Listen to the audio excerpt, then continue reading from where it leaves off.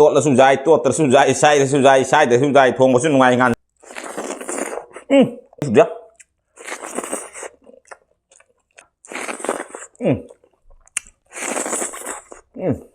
ꯐꯦꯇꯦꯛ ꯐꯦꯇꯦꯛ ꯂꯥꯎꯕ ꯈꯨꯄꯣꯠꯅꯤ ꯁꯥꯏꯗꯕꯤꯗ ꯄꯨꯛ ꯊꯟꯕ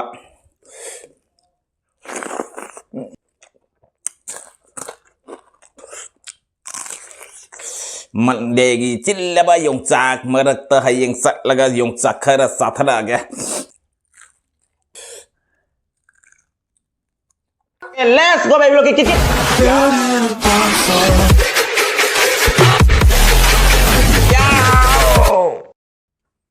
Hai maya gitu betul kan si Jono video ang pudul lah sering ngasih kali maten sana itu maya yang tapi nasi lagi maten yang makan nasi kan kamu tuh reko asik juga Hawaii thong mau jare asik juga berandi rumah mau jare asik juga kau ini ngamui nu hai dah kali ngap no asang masih itu udah kami ni maya na aku ini ID ngamui nubi kau reko aku cuma itu ngamui nu hai apa ngamui nubi hai na bendo atau pas sai dah kali apa kang dia asik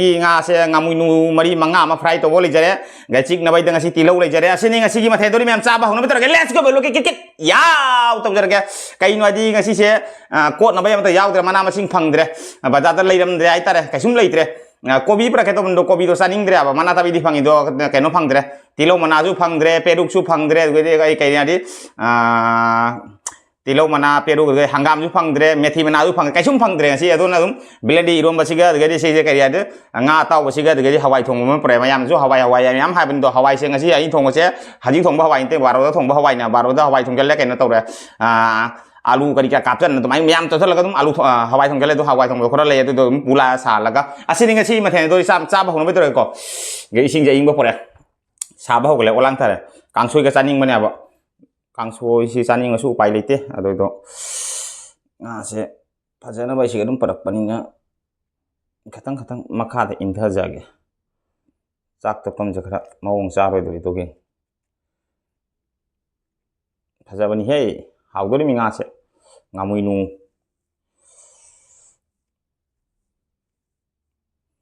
kangsoi gumba irom gumba saning mendo mai tegi foto mata phangdre na ketau ni bazar chatpa khotpa lai chatpai matam doi ngona phangdaba adon tawri ni do hayang di nomajing ina chatpa sangbra jengge nomajing ka se ise office ban leite ne upai leite nong padok ka marakta karikra holiday phangadi phange do sara upai leite Sunday holiday leite khoi Sunday ho Monday ho office di dum office ni ai tare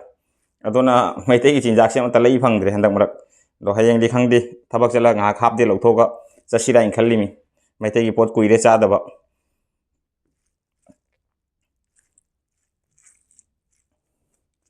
adur mem sa ba hono betor ke let's go look at it ya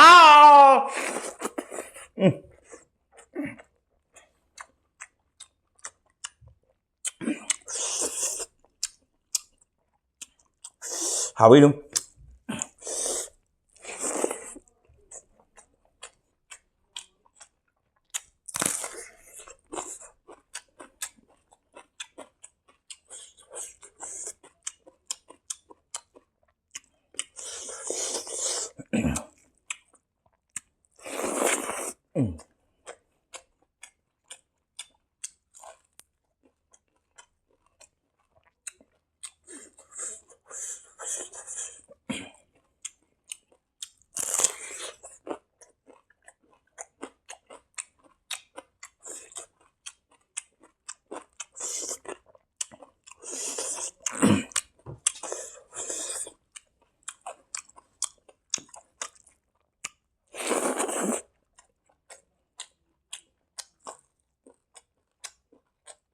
Baru mungkin ya.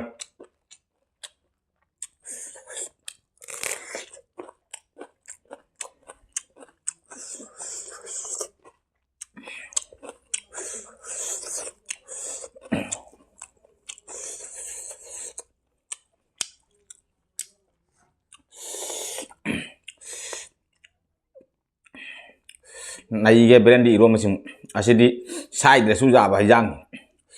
thong bớt sun ngoài ba cha bớt sun ngoài ba blend đi ấy nè tốt là su dài tốt là su dài sai để su dài thong bớt sun ngoài ngàn dân là cái su iroli ngay si iroli ngàn dân là sắc ngàn dân là iroli mi do blend đi.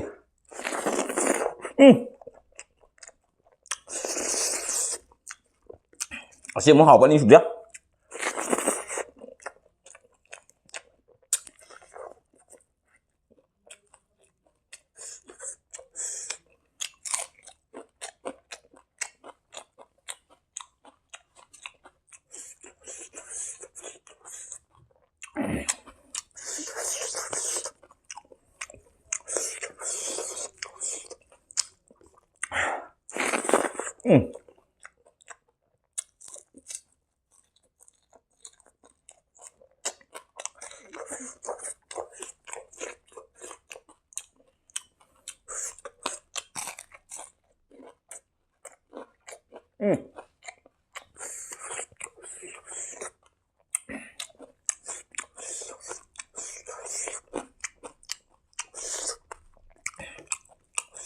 Cuốn nó mới rau tôi phải xem ngoài chưa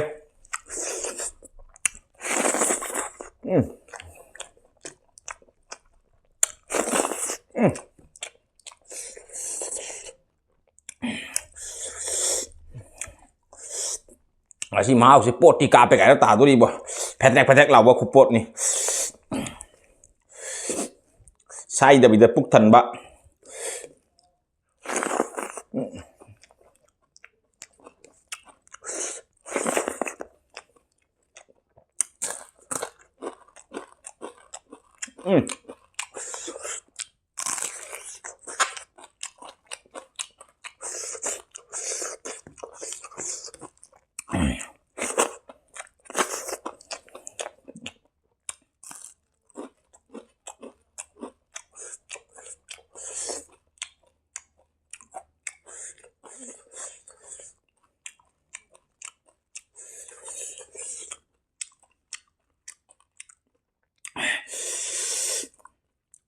มันเดกิจิลแล้วบัดจาดูตัวให้ยังจะเทรู้แกยงจากกุมบักขระที่จะรักแกมันเดกิจิลแล้วบัดยงจากเมื่อรักตัวให้ยังสักแล้วก็ยงจากขระสัตระแกนัตระดิอุปายเลยทีเดียว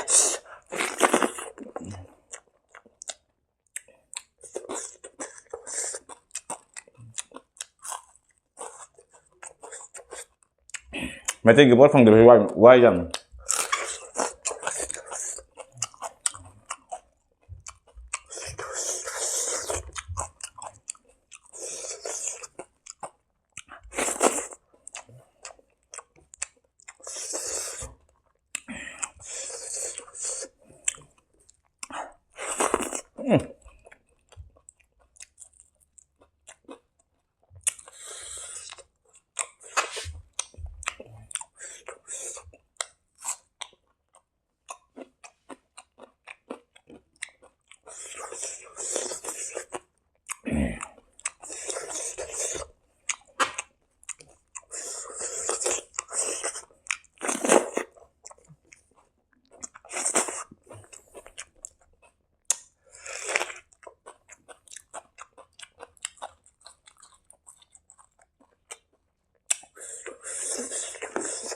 Kali gua apa?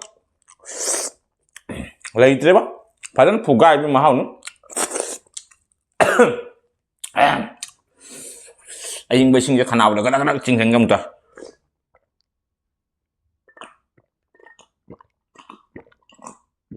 Ais, hak giang tu je, tanging dah ye bo.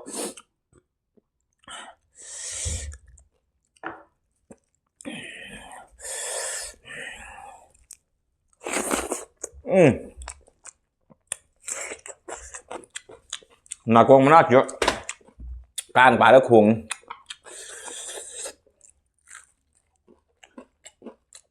mấy luôn chân nha thật nó hậu đó mới đi thuồng cái xe máy thuồng chơi không để đi thế này thuồng chơi được ngay mùi nu ngay cái sâu ngay cái sông cái đồ thuồng chơi được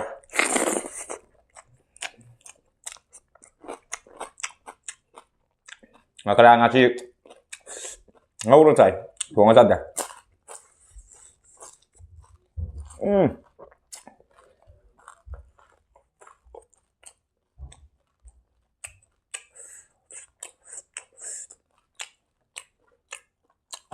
có gì mà không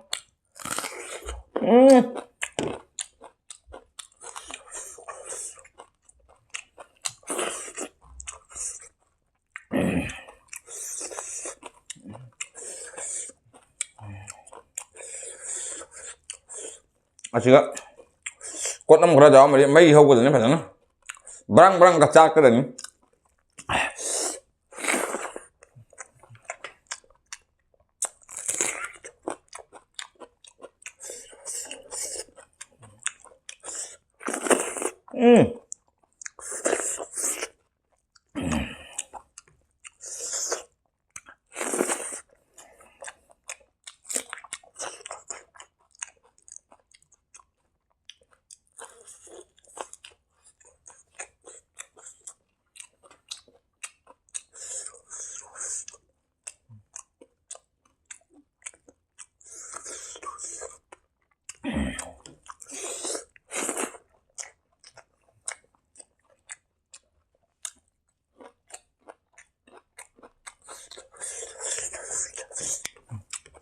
Chưa mà không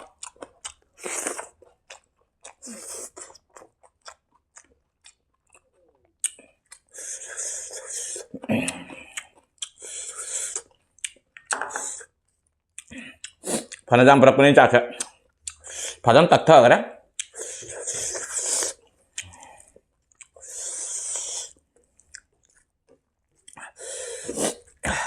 hào đi phần hào đấy hết hal là mình đã đi cái tàu ra bao mặt thiền sẽ cái nó đi blend đi luôn bao cái sẽ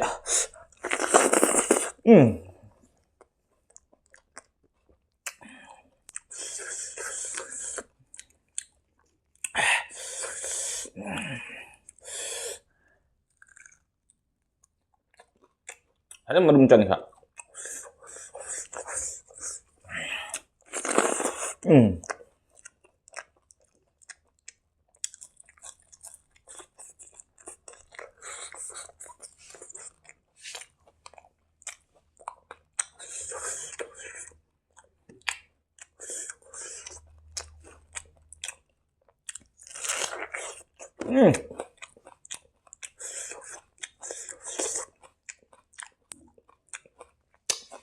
Jesse Bina lebak kopra na tilok cikta bun gara-gara kai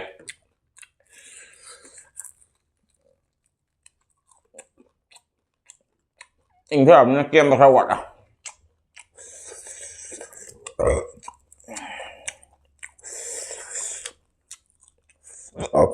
ấy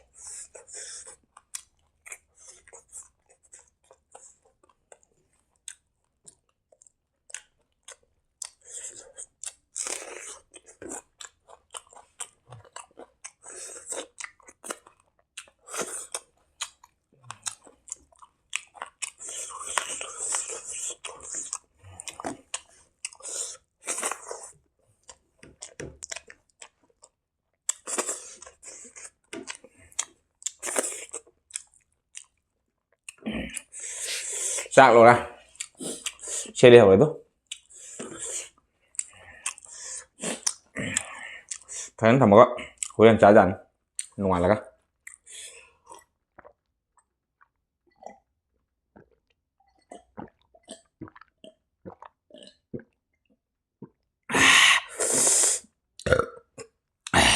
sạc rau từ đi số máy này ngã sao bao không chơi hình này hay gần đi được cái đi giảm cũng giảm này sạc thì sao sang ra sẽ những lần này hay ngay của sao cái thì lâu mà chết mà tại lâu đây tại đây chỉ vì nó phật phật giáo đây Jadi memang saya sudah menemui tadi video ini sampai tahu video ini bukan ada di like share komen tahu kau bikin channel sih nang ucang bacaan ucang lagi na channel sebut subscribe tahu mungkin bel icon ketang lalu ni kau bikin waktu di show kami nak tengok kita apa video tang muli kita ni kita baru tu channel subscribe tahu mungkin bel icon ketang lalu ni kau bikin hari yang lagi jadi bayi sister brother memang buat ni lagi bayi belum thakat cari macam nungsi video lagi video cibu sar lalu nak siapa video asyik hari kami ada kain nabi yang lalu jadi ngasih di bayi belum kita lagi next video dong pengaci ngasih gini bye bye